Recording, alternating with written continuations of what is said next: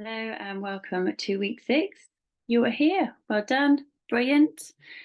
I hope you have been enjoying this journey of the reset. So here we are. So hopefully you're feeling quite confident with your lifestyle, your food planning, your exercise. Hopefully you're feeling good about the understanding of energy balance, calories in, energy out, getting that balance between movement and food, protein, carbs, fats, the gut health, etc., etc. And hopefully now you're quite happy and you've seen the videos with emotional eating, mindful eating, last week's videos about the behaviours that help us and hinder us. We're going to go into that a little bit more this week, but this week is rounding everything off. And then at the end of this week, we're going to start to think about a 90-day plan to take you through onwards and make a bit of a plan. Okay, so quickly, just a little review. So hopefully you have seen the video about emotional eating and mindful stroke mindless eating. Hope you found them helpful. If there's anything that you want to talk through, please do get in touch. Some of the content is a bit better when you talk through it, so you can get your head around it and how it works for you. So I'm here to help you as you need. Okay, so last week we talked about creating some non-negotiables. How did they go? Do you feel you're in quite a good place with your non-negotiables? So these are just some examples of my non-negotiables that I'm trying to do throughout the week, not necessarily every day. Some of them will be daily and some of them will be per week. So just reflect on that and just make sure you have got your list of non-negotiables that you're going to carry on through with you. So you might want to pause and just have a little jot down of your non-negotiables, how you want them to look. So next thing about behaviours. So with our behaviours, are we able to stick to our calorie range? So we don't want to have a set number of calories that we have per day, but for example, a range. So if you had a range of 1500 to 1900 calories, are you able to stick to those calories? Is it sustainable? So if you are on weight loss and you're starting to plateau and you feel I'm ready to be on maintenance, you'll up your calories just slowly and you'll start introducing something new each week. So for example, if you've reduced your carbs, perhaps bread, for example, and you feel ready to start, then you could introduce, but if you cut out bread, pasta, rice, don't put it all in 1 week, just put back in one thing at a time. And then you can just gauge with how you feel, your energy levels, if you feel more bloated, if your weight goes up, etc., etc. So it is, as you come out of weight loss, it is then starting to think about how to go into maintenance, because this wants to be sustainable. So your calorie range wants to be sustainable. It wants to be that we can make the right choices, because if we're restricting ourselves too much and saying we can never have chocolate again, we're more than likely going to want a lot of chocolate. So sometimes it's better to have a bit of chocolate every day so that we're not restricting ourselves than having loads and loads, for example, 3 weeks and then so we want to have sustainable choices, and we want to try and focus on whole foods and protein as much, because these, you get more for your buck, you get more food for your calories, and yes, you're going to have those high calorific foods from now and again, but keep trying to think 80-20, 80-20 whole foods, your protein, and then the rest of it can come along. Okay, what I just want to chat with you quickly is about cravings. So as you have more protein in your diet, your cravings are more than likely becoming less as you drink more water, as you get more sleep, as you get more steps. But cravings will come back. They're not ever going to stay away. If we become a bit more awareness of the triggers and what happens to them and strategies we can do to overcome them, it will help. So here goes. Here's just some ways you can think about your cravings. You might want to jot down on a bit of paper to help you. So ways to overcome. So drink water. Quite often when you're thirsty, you are actually thirsty. It's not because you're hungry, but drinking 2 litres of water can help to keep you fuller. Eating your protein. So increasing your protein can reduce your cravings by up to 60% and cut the desire to snack at night by 50%. So eating more protein will reduce your appetite and keep you from overeating. It does reduce your cravings, helps you to feel full and satisfied for longer. So if you've got a lot of cravings, think a bit more of a long-term plan and start on those 3 meals, try to get in your protein. Thirdly, when you feel a craving, try to distance yourself, take a walk, have a shower, go and clean your teeth, and do something else, walk away. So a change in thought environment can really help the craving. It might be you paint your nails, it might be you ring a friend. If you think of 5 different things you can do on your hand, that does help. You'll have had that in the emotional eating video as well.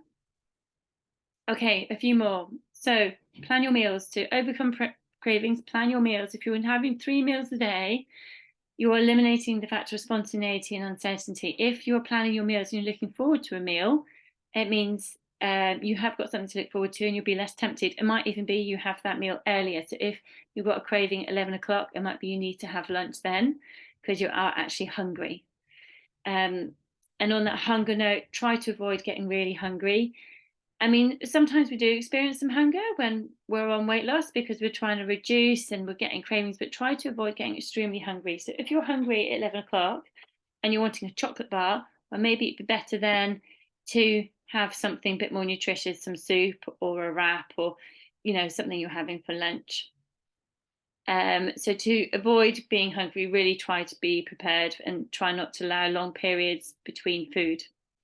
And then lastly, this is not easy, minimize stress. So stress can induce your food cravings and influence your eating.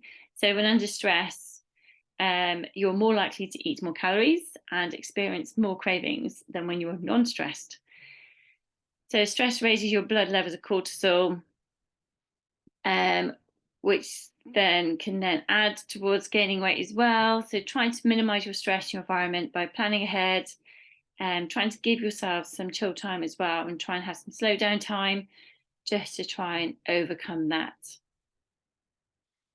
So cravings can be one barrier in your journey, but the next point just to go through is for us to think what will be the barriers in your journey. So cravings could be one of them, but also we could have a lot more.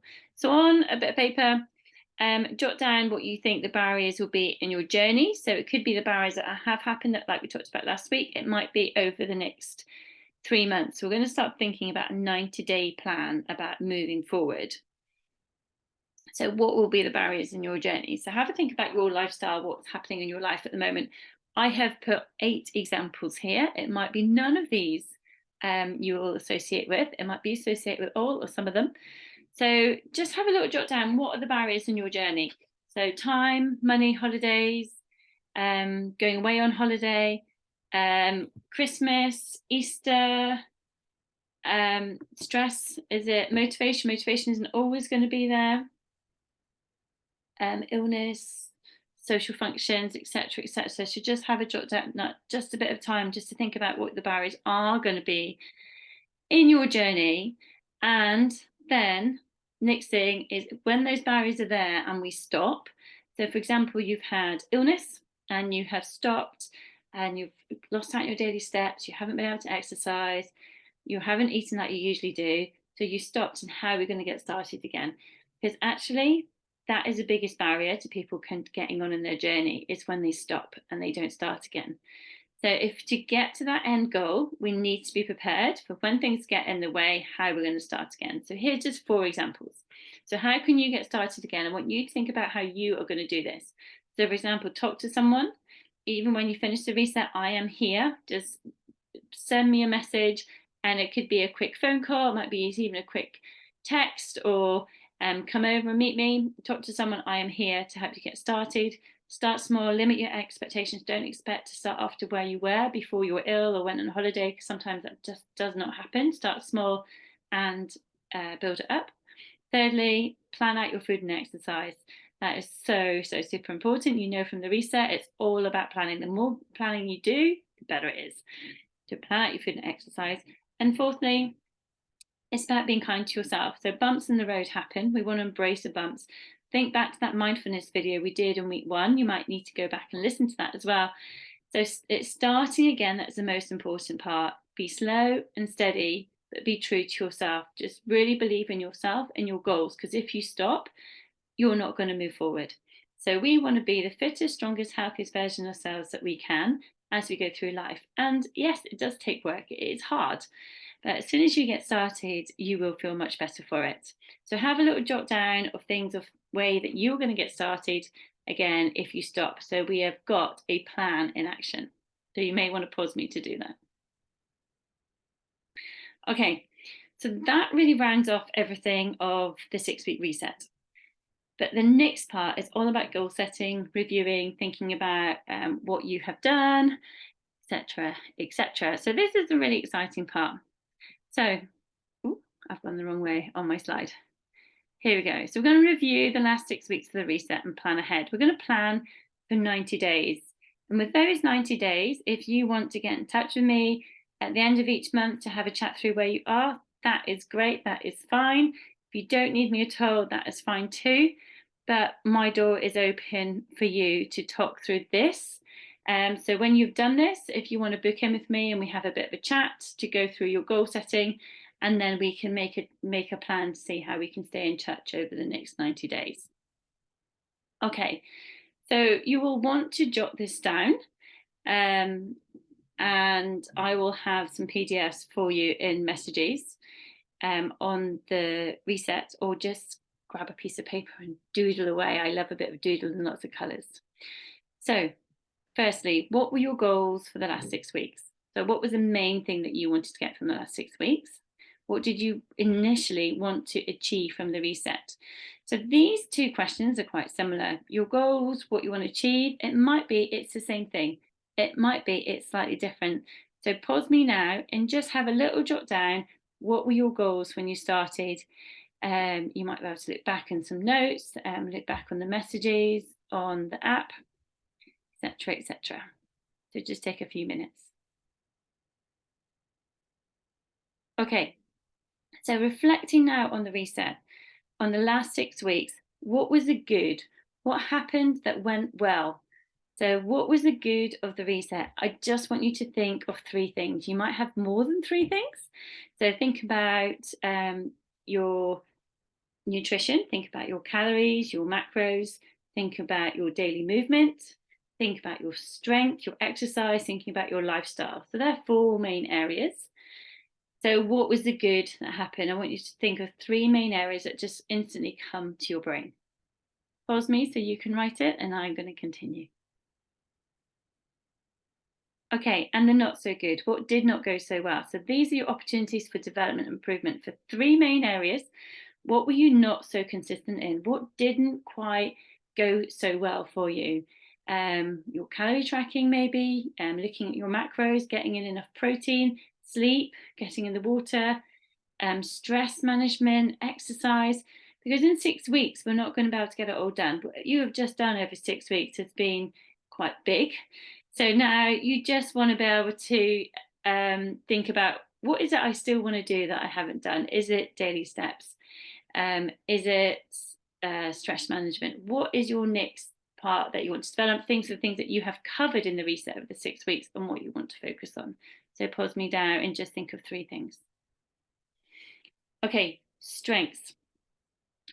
So this might be similar to the good, but think of this. What were you good at doing? So what were your strengths? So what aspects of your nutrition, exercise and lifestyle do you feel you're more consistent in? It might be similar to the good, but now you've got more opportunity to write down more than just 3 things. What were your strengths? Did you feel you really understood about getting protein in your diet? Did you create a great routine with strengthening or mobilization or daily steps? Or, think about your strengths that really worked for you and that you are more consistent in now. So pause me and then start when you are ready to continue. Okay, and then the weaknesses. What aspects of your nutrition, exercise, lifestyle were you least consistent in? What didn't quite go to plan? So again, this is for areas development. It might be similar to your not so good, or it might be completely different. So the weaknesses, what were you least consistent in? 3 areas. Pause me, write them down, and then continue.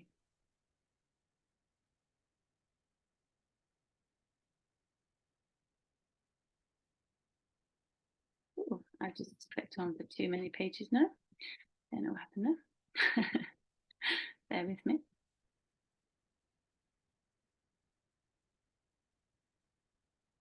Okay. Good, they're not so good. Strengths, they're not so good. Oh, it's all going a bit crazy here. The weaknesses, we've done that. Okay, now the areas of focus. What specific areas do you now need to focus on the most? So think of the areas you want to focus on, things that we have done in the reset that you want to continue on. So we're not trying to think of something completely new. What are your areas of focus that you need to focus on now? Look back at the notes that you just made with the good, the not so good, the strengths, the weaknesses, and from that, you're going to be able to see which areas you want to focus on. You could have as many areas as you want. I probably wouldn't have any more than 5. It might be you just want one. Try and have at least one area of focus. Okay, so now we're going to start to be a bit more specific. We want to create some 90-day goals. So I want you to have a think about one output goal to improve your well-being. So this output goal is what you're going to end up with. So it might be to run 5K. It might be to fit into this sparkly dress. It might be to be able to go on a family walk without getting out of breath. It might be to, I don't know, to lift 5-kilogram dumbbells. It might be to be able to exercise 3 times a week. Think back to your strengths, your weaknesses, the good, the not so good. Look back at those notes and say, but I want you to have one over output goal that we can measure against the end of 92 days. So moving on from that 90-day goal, what are your input goals to reach your output goal? So your input, we're going to have up to 5. What are 5 key input goals for the next 90 days to reach the output goal? Your output goal, if you need to make it into more than one, fine, but it's easier to have one. And then we're breaking it down now. So to get there, so if I want to be strength training 3 times a week, what do I need to do to be there? So I want to be nourishing myself.